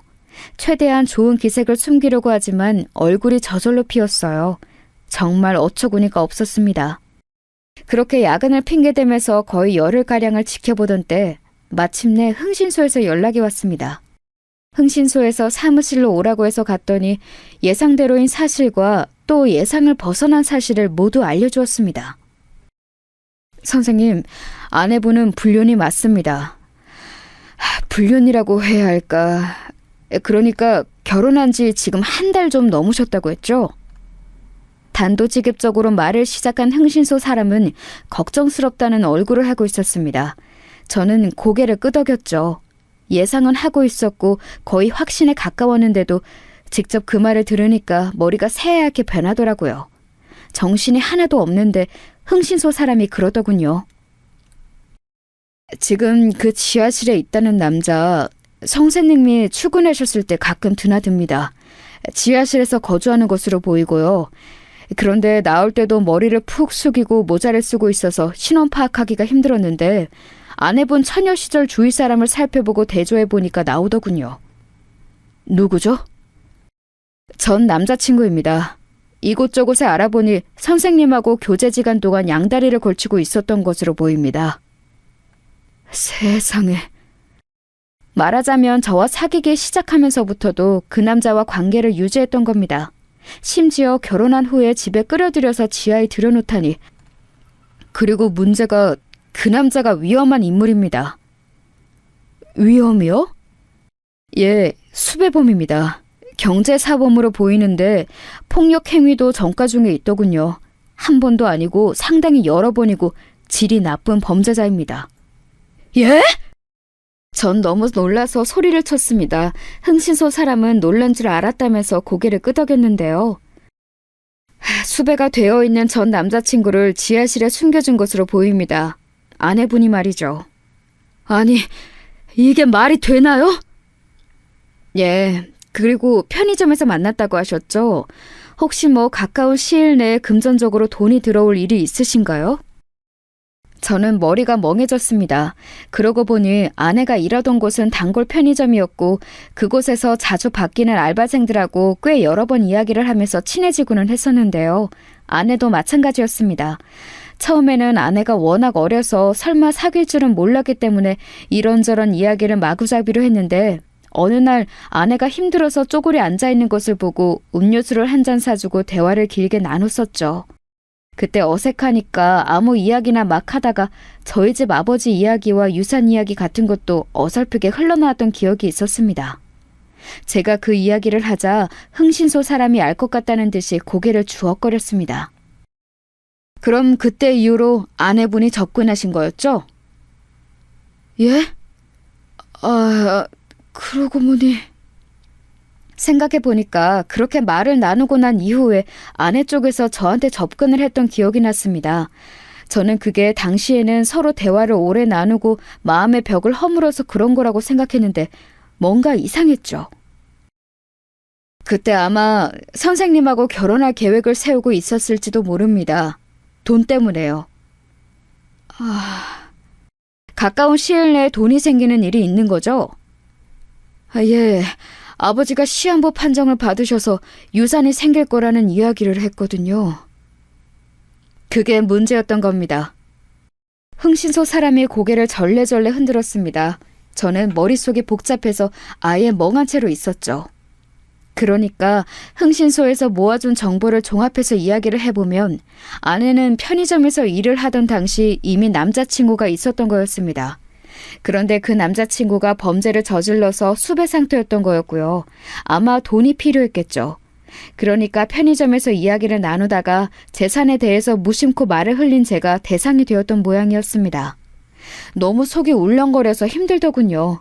흥신소 사람은 안 되었다는 듯이 제 어깨를 두드려 주었지만 조금도 나아지지 않았습니다. 그럼 이 일을 어떻게 해야 하죠? 제일 좋은 건 경찰에 신고하는 방법일 겁니다. 절대 혼자서 뭘 하려고 생각하시면 안 됩니다. 경찰에 신고하면 와서 잡아주겠죠? 예, 그 남자 꽤 위험한 인간 같으니까 절대 알아차리게는 하지 마시고요. 얽히면 굉장히 골치 아프고 나중에도 안전에 문제가 생길 수 있어요. 신고를 선생님이 하셨다고도 알게 하지 않는 게 좋습니다. 보복 범죄도 저질렀던 전과가 있더군요. 예, 솔직히 저는 좀 소심하고 겁이 많은 편입니다. 흥신소 사람이 그렇게 말을 하니까 갑자기 더럭 겁이 나서 손끝이 차가워졌습니다. 지금 제가 무작정 신고를 하면 분명히 제가 했다는 게 들통이 날 테니까 나중에 제가 보복의 타겟이 될 수도 있는 거였죠. 하지만 그냥 둔다면? 그냥 적당히 숨어 있다가 사라지지 않을까, 돈 조금 쥐어줘서 사라지라고 하면 되지 않을까 고민이 크게 되었습니다. 어떤 분들은 멍청하다고 하시겠지만 실제 범죄자가 집에 있다고 생각하면, 그리고 이게 내 일이라고 생각하면 완전히 다른 문제가 됩니다. 나중에 언제 또 제가 보복을 당할지 모르는 일이니까요. 저는 흥신소 사무실에서 나와 집으로 돌아왔습니다. 적당히 퇴근 때를 맞춰서 돌아왔더니 아내가 역시 반가운 얼굴을 내밀더군요. 이제는 그 얼굴조차 소름 끼치고 가식적으로 보여서 저는 마주하기도 싫었습니다.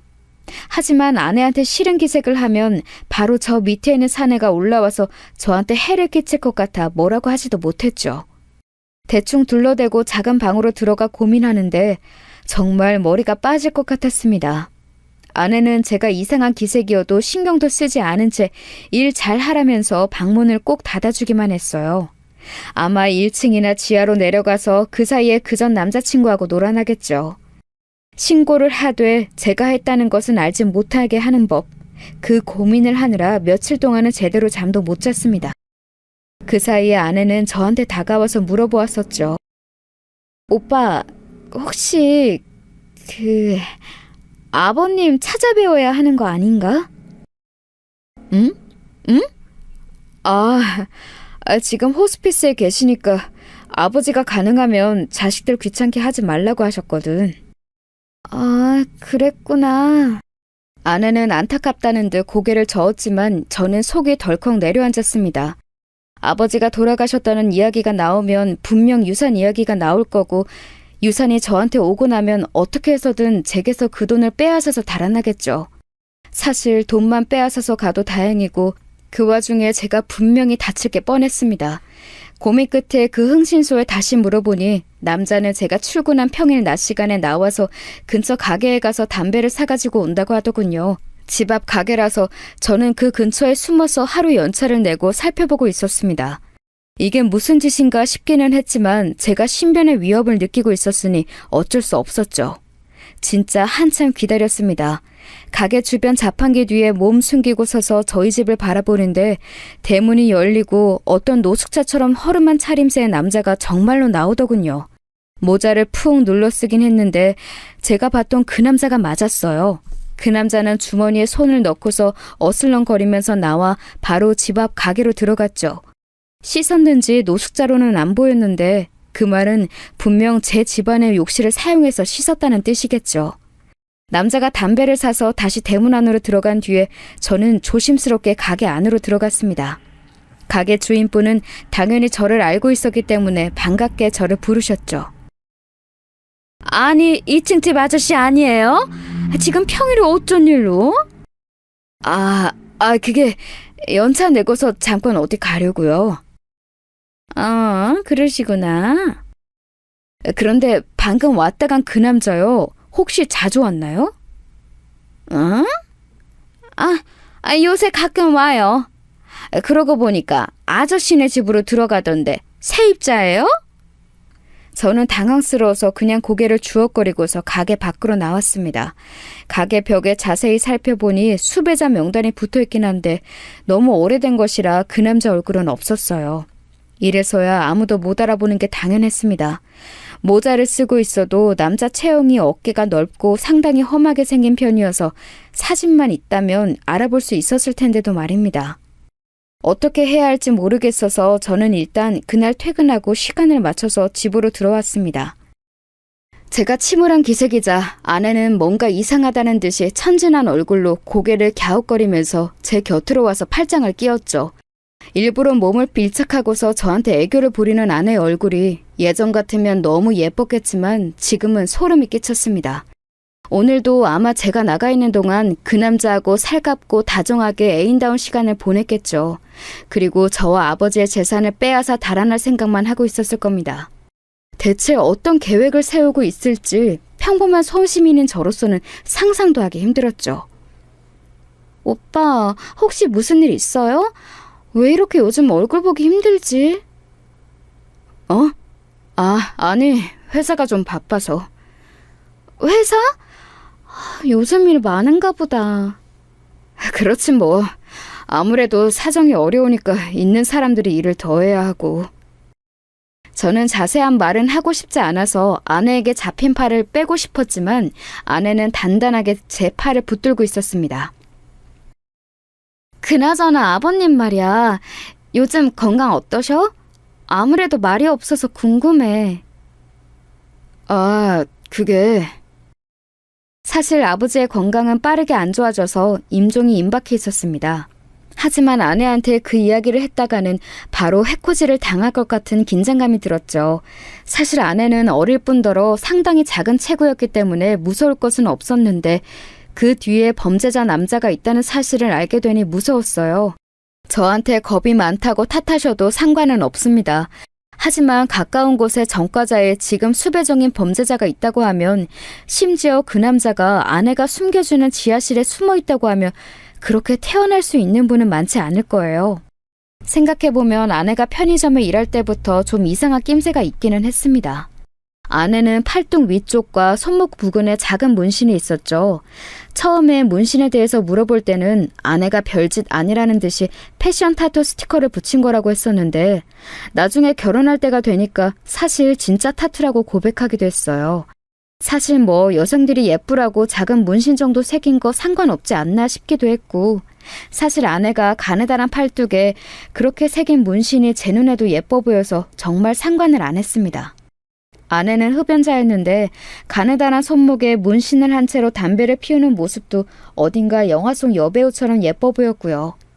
그런데 지금 와서 생각해보니 그것들이 전부 아내가 어딘가 불량한 사람이라는 사실을 알려주는 신호처럼 느껴졌습니다. 아무래도 전과자하고 사귀면서 어울리려면 비슷한 류의 사람일 수밖에 없지 않습니까? 애초에 왜 그런 것을 전부 무시하면서 결혼을 하게 되었는지 정말 속이 상하더군요. 게다가 이어진 아내의 말이 더 무서웠습니다. 오빠, 사실 아버님 돌아가시는 건 기정사실인데 우리 받는 돈이 어느 정도나 돼? 예금으로 넣어놓고 이자 받으면서 살 수 있으면 너무 좋겠다. 그게 말이지, 벌써 그걸 말하는 건 좀 이른 것 같은데. 왜? 결혼 전에 오빠도 오빠 입으로 말했었잖아. 아버님 곧 돌아가시니까 현금 자산도 꽤 받을 수 있을 거라고. 나도 가족인데 기대하면 안 되는 거야? 아내는 순진한 얼굴로 저를 올려다보면서 이렇게 말했습니다. 사실 말만 들으면 아내는 정말 아무런 사심 없이 그냥 저와 부부라서 들어올 돈이 궁금한 것처럼만 보였어요. 하지만 저는 아내의 속셈을 알았기 때문에 더 꺼려지고 두려웠던 거죠. 사실 아직 혼인신고도 안 한 사이인데 저렇게 적극적으로 유산에 대해 묻는 것도 좀 이상했습니다. 우리 그 돈 받으면 딱 적금으로 묶어두고 불려보자. 집은 있으니까 괜히 부동산 살 필요도 없잖아. 내 몫으로도 좀 줄 거지? 그렇지. 신난다. 나 내 명의로 재산 가져본 적이 없어, 오빠. 알았다고 고개를 끄덕이는데 아내는 돈을 쓸 생각에 신이 난 것 같았습니다. 순간 너무 순진해 보여서 제가 잘못 생각하고 있는 건가, 혹시 아내가 전 남친한테 협박이라도 당해서 숨겨주고 있는 게 아닐까 하는 생각이 들었죠. 하지만 그게 아니라는 건 저 자신이 잘 알았습니다. 아내는 그때 아주 그 남자와 끌어안고 다정한 연인처럼 굴고 있었으니까요. 어떻게 해야 할지 모르는 상태로 저는 다음 날도 출근을 했습니다. 그런데 그날 회사에서의 일을 하고 있는데 전화가 한 통 오더라고요. 누군가 하고 봤더니 처형이었습니다. 아내의 하나 있는 언니도 아내와 비슷한 분위기의 여성이었어요. 그래서 자매가 무척 닮았구나 했었죠. 제부, 잠깐 이야기할 수 있어요? 아, 네. 어쩐 일로? 별건 아니고 혹시 요즘 동생한테 무슨 일이 있나 해서 전화를 통 안 받더라고. 네? 아, 그런가요? 사실 아내의 자매는 그리 사이가 좋은 편은 아니었습니다. 서로 처녀 시절에도 상당히 자주 싸웠다고 하더라고요. 생긴 게 비슷한 만큼 취향도 비슷해서 서로 옷도 뺏어 입고 그러다가 의상하고 그런 일이 많았다고 했어요. 결혼할 때는 처형이 저를 별로 마음에 안 들어 했지만 말입니다. 좀 한심스럽게 본다고 할까요? 아무튼 굉장히 거리감을 두고 저를 대했었어요. 가끔 뭔가 비웃는 듯한 느낌도 들었고요. 별일은 없습니다만 집에서 살림 중이라 전화를 안 받을 일은 없을 텐데요. 아, 그래요? 그럼 왜 자꾸 연락을 안 하지? 혹시 제부, 이런 말 좀 이상한데 언니로서 내가 이런 말 해도 되나 모르겠지만 말이에요. 말씀하세요. 혹시 동생 근처에 요새 어슬렁대는 남자 없어요? 네? 제가 너무 놀라서 전화기를 떨어뜨릴 뻔했습니다. 차영이 그걸 어떻게 아는 건지, 혹시 뭔가 알고 있는 것인지 속이 울렁거렸어요. 제가 말을 못하고 있는 사이에 처영이 그러시더군요. 사실 이걸 저 결혼 전에 말했어야 하는데 미안해요. 동생이 굉장히 오래 사귀던 남자친구가 있었거든요. 아... 저는 심장이 가슴에서 튀어나올 것 같았습니다. 하지만 섣불리 말을 더 하지 않고 잠자코 차영의 말을 들었죠. 결혼할 때 헤어진 줄로만 알았거든. 그런데 아니더라고. 예? 그게 무슨... 제부, 너무 흥분하지 말아요. 사실 지금 그 남자친구가 좀 사정이 있어서 범죄자 신세로 쫓기고 있거든요. 그래서 혹시 동생이 그 행방을 아나 물어보려고 전화한 거예요. 당연히 아는 일이었죠. 하지만 거기서 제가 그 남자의 행방을 말하면 안 될 것 같다는 생각 때문에 저는 입을 꽉 다물었습니다. 처영은 계속해서 아내의 태도를 물어보면서 저한테 유도신문을 했어요. 처음에는 별다른 말을 하지 않다가 일부러 설득된 것처럼 슬금슬금 대답을 했죠. 혹시 동생이 뭐 수상한 행동 보인 적 없어요? 네, 수상한 행동이요? 평소랑 다르게 뭔가를 한다거나 어딜 간다거나. 생각해보니까 밤에 자꾸 일어나서 화장실에 가던데요. 가서 오래 앉아있다가 와서 좀 이상하게 여기긴 했는데. 저는 일부러 그 말을 흘렸습니다. 지금 사는 집 1층하고 지하는 비었댔죠? 네. 차영은 잠깐 말이 없더니 갑자기 급한 일이 생겼다면서 전화를 끊더군요. 혹시 이러다가 처형이 제대로 된 그 남자를 쫓아내주거나 아내한테 정신 차리라고 화를 내주는 게 아닐까 싶어서 두근거렸어요. 제 최고의 고민거리가 사라지는 거였으니까요. 그리고 처형이 이왕 이 말을 해주었으니 아내한테 추궁해서 갈라서기도 쉬울 것이었죠. 저는 퇴근하고서 그날은 일부러 야근도 하지 않은 채로 곧장 집으로 향했습니다. 혹시 처형이 와서 아내를 설득해 주었을까, 그리고 그 남자를 쫓아내 주었을까 싶어서요. 그런데 제가 집에 들어오자마자 목격한 건 정말 예상외의 일이었습니다. 제가 2층 실외 계단으로 연결된 현관문을 열고 들어가자마자 실내 계단을 타고 아래쪽에서 시끄러운 소리가 들리더라고요. 문을 닫아놨다면 안 들렸을 텐데 실내 중문이 약간 열려있던 탓에 희미하게 들려왔습니다. 저는 조금 놀라서 조심스럽게 계단을 내려가서 위쪽에서 숨어서 아래를 훔쳐보았죠. 지하도 아니고 1층 계단참에서 그 남자와 아내 그리고 차영이 서서 싸우고 있었습니다. 칼퇴하고 온터라 해도 완전히 지기 전이었어요. 어스름한 실내에서 남자는 골치 아프다는 듯이 고개를 젓고 있었고 아내와 차영이 핏대를 세운 채로 싸우고 있었죠. 야, 이 계집애야. 넌 결혼까지 했으면서 왜 아직도 얘를 붙잡고 있는 거야? 뭐라는 거야? 애초에 지금 이 결혼 자체가 돈 벌려고 그런 건데? 야, 닥쳐. 넌 다른 남자하고 같이 사는 것 자체가 이미 넘어간 거야. 그리고 너는 왜 얘한테 붙어 있는 거야? 나한테 와야지? 처영이 고래고래 소리를 질러댔습니다. 아내는 만만치 않게 핏대를 세우고 있었지만 가운데 낀 남자는 머리가 아픈 듯이 귀만 파고 있었죠. 대체 무슨 상황인지 알 도리는 없었는데 적어도 그들끼리 싸우느라 저한테 신경을 쓸 여력은 없다는 걸 알 수 있었어요. 다행이긴 했지만 도무지 무슨 일인지 알 수가 없더군요. 그러다가 갑자기 남자가 그랬어요. 야, 좀 그만해라. 사실 나도 얘네 집에 이렇게 숨어있는 거 좀 별로였어. 뭐 이런 집에 사는 새끼 돈이 얼마나 된다고 그 돈 긁어낼 때까지 기다리라는 것도 그렇고. 어머, 오빠, 어떻게 그런 말을 해? 내가 얼마나 징그러운 것도 참고 그 늙은이랑 같이 살고 있는데. 아내가 기함하면서 그렇게 외쳤습니다. 아, 지금 말하는 그 늙은이가 바로 저일 거라는 확신은 들더군요. 순간 무릎에서 힘이 빠졌지만 그래도 지금 중요한 건 사실 아내와의 사랑이나 순결한 정신이 아니었어요. 제발 저 양아치 같은 두 남녀한테서 제가 안전하게 달아날 수 있기를 바랄 뿐이었습니다. 애초에 나이 너무 어린 문신녀하고 결혼했을 때부터 뭔가 잘못된 일이었던 겁니다. 너 그냥 우리 집으로 와. 우리 집에도 숨을 곳 있어. 쟤 지금 시아버지 여전히 멀쩡하다고 하더라. 호스피스에 있는 채로 3년씩 살아있는 노인애들 얼마나 많은지 알아? 그거 계속 참고 여기서 숨어 있을 거야? 처형이 소리를 질렀습니다. 남자는 골치 아프다는 듯이 턱을 문질렀죠. 아내가 발을 굴러대더군요. 난 돈 같은 거 안 중요해. 그래도 오빠가 돈 필요하다니까 내가 이렇게 변변찮은 편의점 손님 중에서 고르고 골라서 결혼까지 한 거잖아. 얼마나 힘들었는지 알아?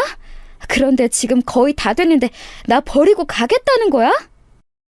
아내의 말에 저는 그제야 아 싶었습니다.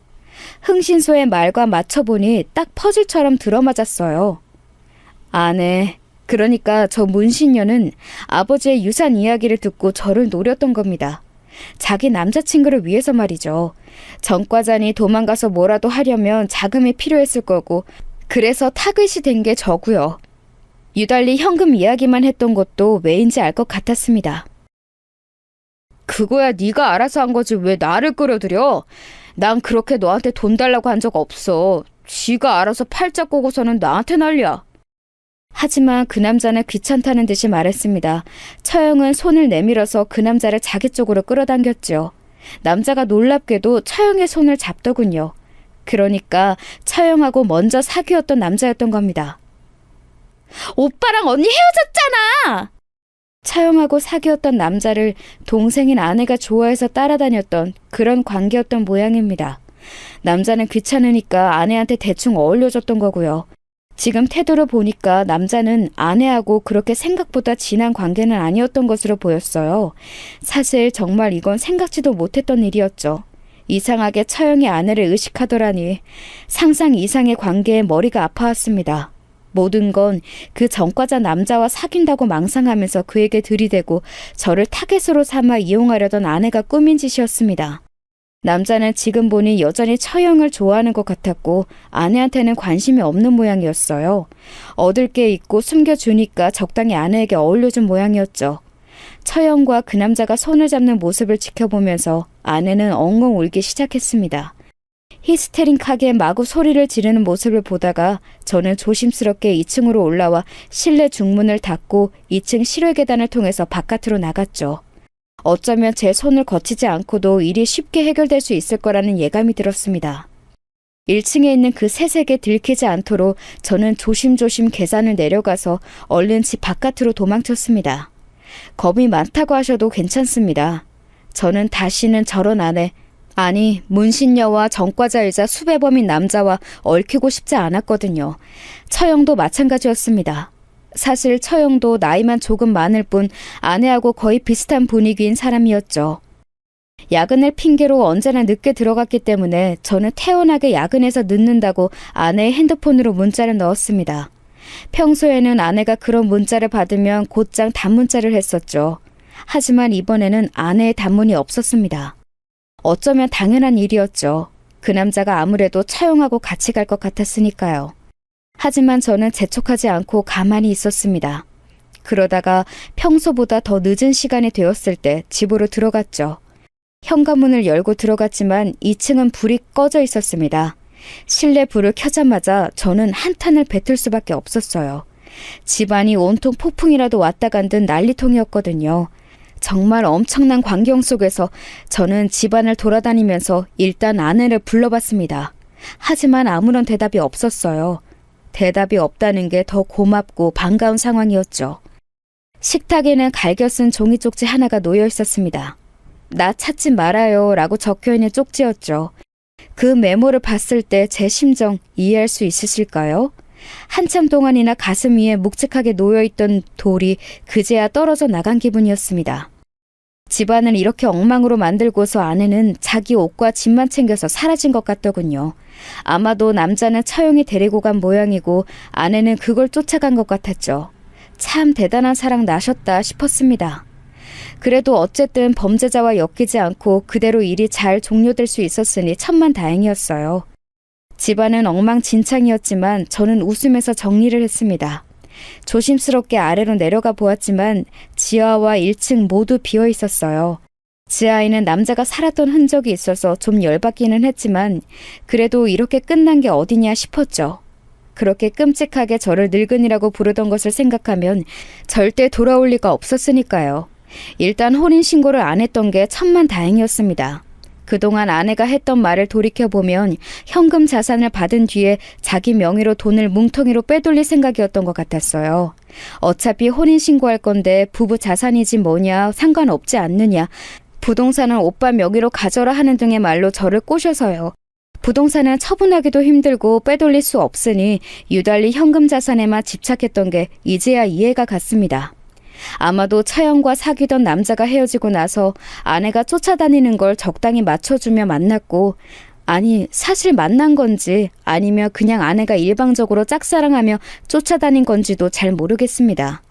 그 남자가 아무튼 범죄를 저질러서 수배자가 되어 나타나자 돈이 필요하니 저를 찍어서 결혼해 숨겨주면서 돈을 빼돌리려 했던 것이리라 추측하고 있습니다. 성공만 했다면 완벽했겠죠. 아내와 저는 아예 문서상으로도 남이었고 잘 꼬드겨서 돈만 자기 명의로 받으면 다시 볼 일도 없었을 테니까요. 하지만 다행히도 그 여자가 밤에 유달리 자주 일어나서 사라지는 걸 제가 알아챘던 거였습니다. 생각해보면 소름 끼치는 일이죠. 저는 그 길로 그 집을 팔아버리고서 아예 다른 지역으로 이사를 했고 연락처도 모두 차단했습니다. 그들이 어떻게 되든지 간에 모르겠고 다시는 보고 싶지 않았거든요. 여러분, 세상에는 정말 다양한 형태의 범죄자들이 있습니다. 범죄자까지는 아니어도 언제든 사랑하는 마음을 이용해서 등치려는 인간들이 질비하게 늘어서 있죠. 항상 조심하시길 바랍니다. 누구나 저처럼 운이 좋을 수는 없는 일이니까요.